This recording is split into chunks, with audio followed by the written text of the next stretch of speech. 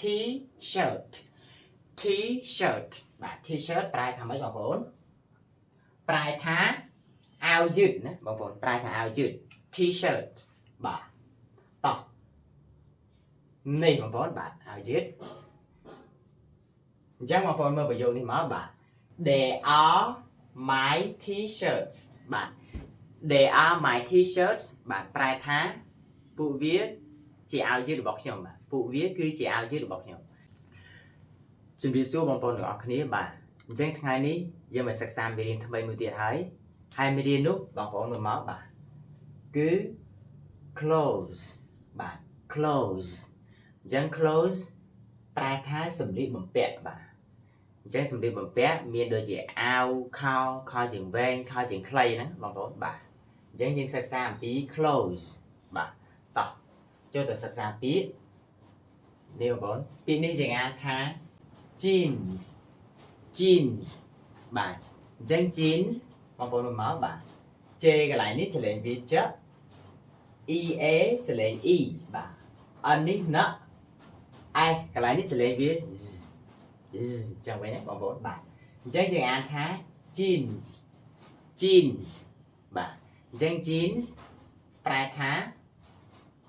ខោ cowboy ណាខោ cowboy អញ្ចឹងយើងទៅមើលរូបភាពទាំងអស់គ្នាបាទ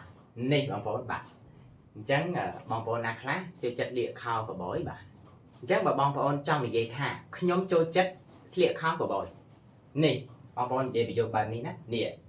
I like to wear jeans បាទ I like to wear jeans បាទអញ្ចឹង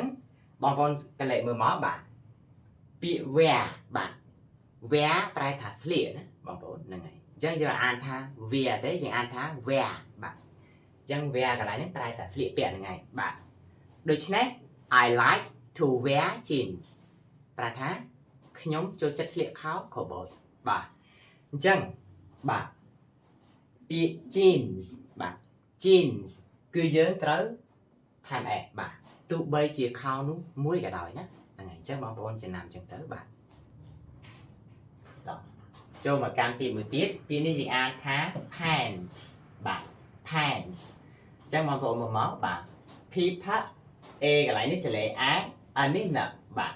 អញ្ចឹងផា a ណា pants បាទ pants អញ្ចឹង pants ប្រែថាខោជើងវែងបងប្អូនបាទខោជើងវែងអញ្ចឹងបងប្អូនស្គាល់ហើយខោជើងវែងនេះបងប្អូនអញ្ចឹង pants មកកន្លែងនេះបងប្អូនមើលមកបាទ my pants are loose បាទ my pants are loose បាទអញ្ចឹង my pants are loose នឹងប្រែថា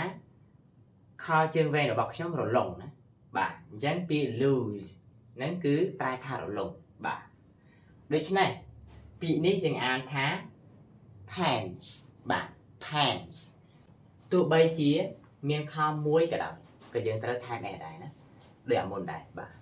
អញ្ចឹងពាក្យនេះយើងអានថា pants បាទ pants តោះនេះបងប្អូនបាទពាក្យនេះយើងអានថា shorts shorts បាទអញ្ចឹង shorts នេះបងប្អូន sh សំឡេងវា sh បាទ or សលេង r t នេះសលេងវាថបាទអញ្ចឹង sh r ថ shorts បាទ sh r ថ shorts បាទអញ្ចឹង shorts ប្រែថាខោជើងខ្លីវិញណាបងប្អូនប្រែថាខោជើងខ្លីបាទអញ្ចឹងនេះបងប្អូនបាទ shorts រូបភាពរបស់ shorts ខោជើងខ្លីអញ្ចឹងយើងទៅសិក្សាប្រយោគមួយទាំងអស់គ្នាបាទនេះបាទ I buy shorts បាទ I buy shorts បានន័យថា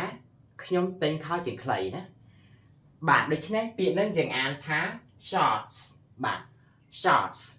អញ្ចឹងបងប្អូនមើលមកបាទពាក្យ shorts មាន s ណាអញ្ចឹងបើសិនជាអត់ដាក់ s គឺអត់ត្រូវទេអញ្ចឹងបងប្អូនត្រូវថែម s មួយ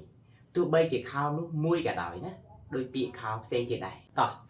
ទៅសិក្សាពាក្យបន្ទាប់ទៀតនេះពាក្យនេះយើងអានថា shirt បាទ shirt អញ្ចឹង sh សំឡេង sh បាទ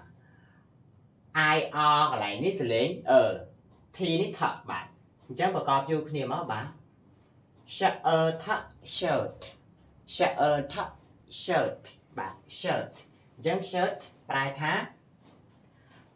អាវណាបងប្អូនបាទប្រែថាអាវអញ្ចឹង shirt ប្រែថាអាវតោះនេះគឺអាវលក្ខណៈបែបនេះណាអញ្ចឹងបើសិនជាបងប្អូនចង់និយាយថាខ្ញុំមានអាវពណ៌ក្រហមមួយអញ្ចឹងបងប្អូននិយាយបែបនេះណានេះបាទ I have a red shirt បាទ I have a red shirt បានន័យថាខ្ញុំមានអាវពណ៌ក្រហមមួយបាទដូច្នេះពាក្យនេះយើងអានថា shirt បាទ shirt ប្រែថាអាវបាទអញ្ចឹងយើងចូលទៅចំណុចមួយទៀតបងប្អូនបាទអញ្ចឹងពាក្យនេះយើងអានថា t-shirt បាទ t-shirt អញ្ចឹង t-shirt បងប្អូនមើលមកបាទ t កន្លែងនេះសលេងវា t មកបាទ ss សំលេង sh ir សលេង t នេះថឹកបាទអញ្ចឹងអានយកគ្នាមកបាទ t-shirt បាទ t-shirt ប្រែថាម៉េចបងប្អូនប្រែថា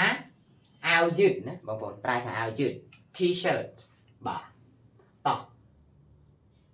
នេះបងប្អូនបាទអាវយឺតអញ្ចឹងបងប្អូនមើលប្រយោគនេះមកបាទ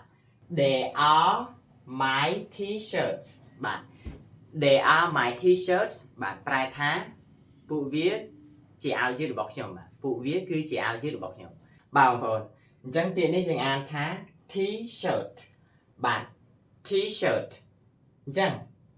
បងប្អូនដកតែ t នេះចេញវានៅត្រឹម shirt បាទនៅត្រឹម shirt ប្រែថាអាវវិញអាវធម្មតាបាទតែបើបងប្អូនដាក់ t បែបនេះ t-shirt បែបនេះទៅជាអាវយឺតវិញហ្នឹងហើយអញ្ចឹងបងប្អូនចំណាំចឹងទៅបាទដូច្នេះនៅក្នុងវីដេអូនេះយើងជួបគ្នាប៉ុណ្ណេះហើយបើសិនជាបងប្អូនចាប់អារម្មណ៍វគ្គសិក្សាមូលដ្ឋានគ្រឹះភាសាអង់គ្លេសកម្រិតដំបូងបងប្អូនអាច comment ពាក្យថាអូខេនៅខាងក្រោមវីដេអូហើយបន្តមកទៀតបងប្អូនទទួលបានព័ត៌មានសិក្សាជួបគ្នាវីដេអូក្រោយបាទបើសិនជាបងប្អូនចង់ចេះស្រាក់ព្យញ្ជនៈនិងអានពាក្យឲ្យបានត្រឹមត្រូវតោះរៀនភាសាអង់គ្លេសជាមួយ OLF